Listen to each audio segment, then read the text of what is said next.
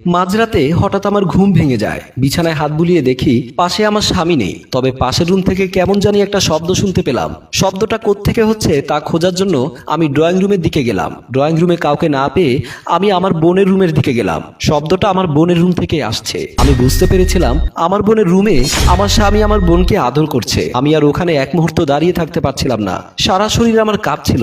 মনে হচ্ছিল আমি এক্ষুনি মাথা ঘুরে পড়ে যাব। এখানে বেশিক্ষণ দাঁড়িয়ে থাকলে আমি পড়ে যাব। তাই নিজের রুমের দিকে চলে গেলাম। ঢলতে ঢলতে নিজের রুমে আসলাম। চোখের জল ধরে রাখতে পারছিলাম না। আমার মনে কষ্ট একটাই, আমার আপন ছোট বোন আমার স্বামীর সাথে এসব করছে। যে বোনকে নিজে না খেয়ে তাকে খাইয়েছি, বোনের সুখের জন্য আমার বাসায় এনে রেখেছি, সে বোনই আমার সংসারটা নষ্ট করছে। আমার স্বামী আমার বোনকে নিজের ছোট বোনের মতো জানতো। এটাই ছিল আমার বিশ্বাস। কিন্তু আমার বিশ্বাসটা যে ভুল ছিল সেটা আমি টের পেলাম।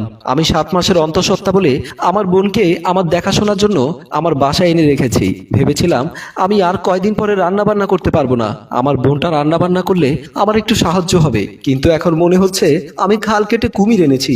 7 পাঁচ ভাবতে ভাবতে আমি শুয়ে পড়লাম। আমি যখন শুয়ে শুয়ে কান্না করছিলাম তখন দেখা গেল আমার স্বামী তার মনের খায়েশ মিটিয়ে ভালো মানুষের মতো রুমে এসে আমার পাশে শুয়ে পড়লো। কোনো সারা শব্দ করলো না। ভেবেছে আমি ঘুমিয়ে পড়েছি। কিন্তু তার পাশে যে আমি দিব্যি শুয়ে শুয়ে কাঁদছি সেদিকে তার খেয়ালই ছিল না। কষ্টে আমার বুকটা ফেটে যাচ্ছিল। আর ওইদিকে আমার স্বামী নাক ডেকে ঘুমাচ্ছে। এইভাবে কাঁদতে কাঁদতে এক সময় আমি ঘুমিয়ে পড়লাম। পরের দিন সকালবেলা আমার স্বামী অফিসে যাওয়ার জন্য বের হচ্ছিল। দরজায় এসে আমার দিকে তাকিয়ে মুচকে হেসে আমার গলা জড়িয়ে ধরে বলল, প্রিয়তমা আমি যাই। এমন সময় সেখানে আসলো আমার ছোট বোন প্রিয়া। তুমি তোমার নিজের খেয়াল রেখো, পাশাপাশি আমার অনাগত সন্তানের খেয়াল রেখো। আগে আমার স্বামীর মুখে প্রিয়তমার ডাকটা শুনলে আমার কলিজাটা ভরে যেত। কিন্তু এখন এই বহুরূপী মানুষটার মুখে প্রিয়তমার ডাকটা শুনলেই আমার গা জ্বলে। পাশে ফিরে দেখলাম আমার ছোট বোন হাসি মুখে আমার পাশে দাঁড়িয়ে রইল।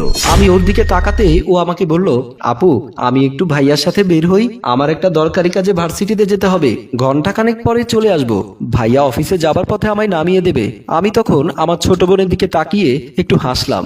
আমার এই হাসিটার মাঝে কতটা ঘৃণা লুকিয়ে আছে সেটা শুধু আমিই জানি। যে বোনকে আমি এত ভালোবাসা দিয়ে বড় করেছি সেই বোন আমাকে পেছন থেকে ছুরি মারলো।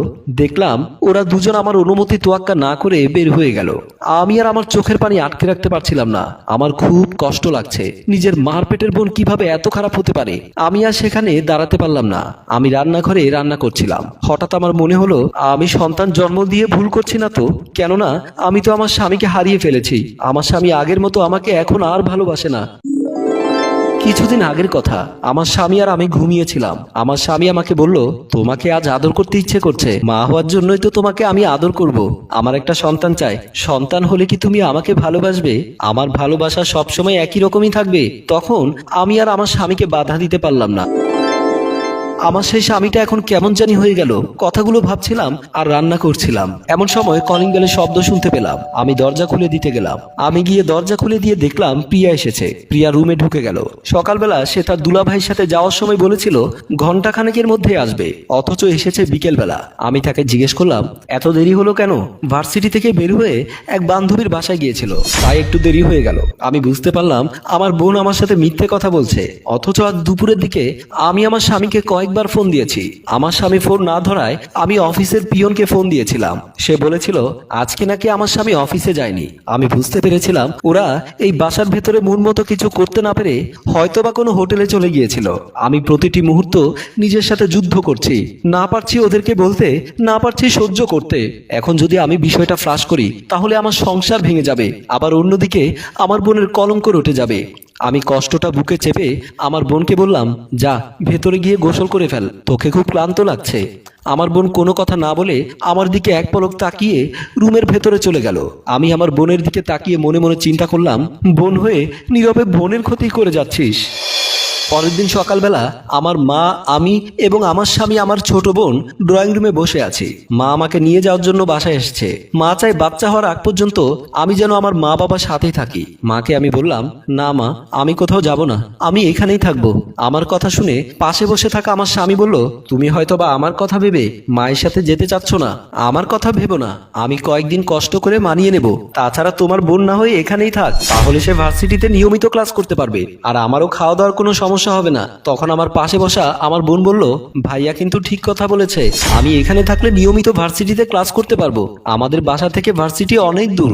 আমার বোনের মুখে এমন কথা শুনে আমার তখন ইচ্ছে করছিল ওদের মুখে থুতু ছিটিয়ে দেই। মা সামনে বলেই কিছুই করতে পারছিলাম না। আমি তখন মায়ের দিকে তাকিয়ে বললাম, তোমার ছোট মেয়ে অনেক লেখাপড়া করেছে, এবার তোমার ছোট মেয়েকে বাসায় নিয়ে গিয়ে একটা বিয়ে দিয়ে দাও। ওর বিয়ের কথা শুনে আমার স্বামী রেগে গিয়ে বলল, তোমার কি মাথা খারাপ? বাচ্চা একটা মেয়েকে এখন বিয়ে দেওয়ার কথা বলছো? ও আগে পড়াশোনা শেষ করুক। আমার স্বামীর এমন বহুরূপী চেহারা দেখে আমি আর সহ্য করতে পারলাম না। আমি তখন আমার স্বামীর চেহারার দিকে তাকিয়ে বললাম, ওকে বিয়ে না দিয়ে কি রেখে দেবো তোমার জন্য, যাতে তুমি প্রতিদিন ওর কাছে গিয়ে নিজের দৈহিক চাহিদা মেটাতে পারো? আমার এমন কথা শুনে আমার স্বামী ভয় পেয়ে গেল। তাকিয়ে দেখি আমার বোনও চমকে উঠল, ওর চেহারাটাও ফ্যাকাশে হয়ে গেল। তখন কাপা কাপা গলায় আমার স্বামী আমাকে বলল, কি সব যাতা বলছো? তোমার বোন আর আমার বোন তো একই কথা। আমার স্বামীর মুখে আমার বোনকে নিজের বোন বলায় আমি থুতু ফেলে দিলাম। থুতু যদি নিচে না ফেলে তোমার মুখে ফেলতে পারতাম তাহলে শান্তি পেতাম। আমার বোনকে যদি নিজের বোনের চোখে দেখতে তাহলে মাঝরাতে আমার বিছানা ছেড়ে আমার বোনের রুমে যেতে না। অফিসের নাম করে আমার বোনকে নিয়ে হোটেলে গিয়ে সময় কাটিয়ে আসতে পারতে না। আমার ভুলটা কি জানো? আমার ভুলটা হলো আমি তোমাকে মানুষ ভেবেছিলাম, কিন্তু তুমি তো জানোয়ার, তাই হরিণ ভেবে আমার বোনটাকে ছিঁড়ে খেলে। তারপর আমার ছোট বোনের দিকে তাকিয়ে বললাম, আমার সবচাইতে বড় ভুল তোকে বিশ্বাস করা। তুই কিভাবে পারলি নিজের বড় আপুর স্বামীর সাথে এমনটা করতে? এখানে আমার স্বামী যতটা দোষী তুইও ঠিক ততটা দোষী। তখন আমার ছোট বোন আমার হাত ধরে কেঁদে দিয়ে বলল, আপু আমার ভুল হয়ে গেছে, আমাকে মাফ করে দে। আমার ছোট বোনের হাতটা সরিয়ে মায়ের দিকে খেয়াল করলাম, মা মাথা নিচু করে কান্না করছে। আমি ওনার দিকে তাকিয়ে বললাম, তুমি কষ্ট পেও না, আমার কপালে যা ছিল তাই হয়েছে। তুমি তোমার ছোট মেয়েকে নিয়ে চলে যাও, সময় হলে আমি আমার রাস্তা খুঁজে নেব। সেদিন দুপুরে আমার মা আমার ছোট বোনকে নিয়ে চলে যায়। আমার মা চলে যাবার পর আমার স্বামী আমার সামনে মাথা নিচু করে বসে রইল। কিছুক্ষণ পর সে আমার হাত ধরে বলল, আমার ভুল হয়ে গেছে, আমাকে একবারের মতো মাফ করে দাও। আসলে তুমি প্রেগনেন্ট ছিলে, তাই তোমাকে সেভাবে কাছে পাচ্ছিলাম না। তখন আমি আমার স্বামীকে থামিয়ে দিয়ে বললাম, কিছু ভুলের কখনোই ক্ষমা হয় না। তুমি তো রাস্তার কুকুরের চেয়েও খারাপ। যেখানে আমি তোমার সন্তানকে পৃথিবীর আলো দেখাতে প্রতিদিন কষ্ট করে যাচ্ছি, সেখানে তুমি তোমার যৌবনের চাহিদা মিটাতে বিকল্প পথ খুঁজে নিলে। ছি, তোমার সাথে থাকছি মানে এই না যে আমি সবসময় তোমার সাথে থাকবো।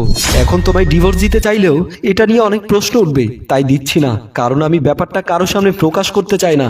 আমার সময় হলে আমি ঠিকই তোমার কাছ থেকে দূরে সরে যাব। আর আমি তোমায় মুক্তি দিলাম, চাইলে তুমি যার সাথে যা ইচ্ছে করতে পারো, তাতে আমার কোনো সমস্যা নেই। কারণ আমি তোমাকে নর্দমার কীট মনে করি। সম্মানিত ভিউয়ার্স, আপনারা এই কমেন্ট করে লিখুন, জেসি কি তার স্বামীর সাথে উচিত কাজটি করেছে? এখন কি সে তার স্বামীকে ডিভোর্স দিয়ে দেবে, নাকি তার সাথে সংসার করবে? আপনাদের কমেন্টের উপরে ভিত্তি করে আমরা দ্বিতীয় পর্ব নিয়ে খুব শীঘ্রই হাজির হব।